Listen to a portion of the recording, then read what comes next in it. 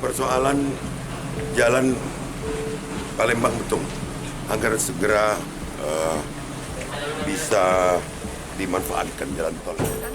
Oh enggak, ini bisa lebih cepat. Yang penting ini terganjal di 5 kilo, di 5 kilometer. Ada klaim dari pemilik tanah yang lain di luar yang kita bebaskan. Di luar. Pak, tadi kata Pak Gub kan ada kendala untuk pembebasan lahan sendiri. Ya itu pembebasan lahan itu ranah hukumnya. Jadi nanti kolaborasi dari Kejaksaan Tinggi, dari Polda, kemudian dari BPN, beserta aparat yang di situ kan ada lurah, ada camat, ada kades. Nah ini yang akan kita selesaikan di ranah hukumnya. Nah satu lagi di ranah konstruksinya. Nah ini yang coba kita rumuskan tadi. Jadi paralel, silahkan ranah hukum berjalan, ranah konstruksi di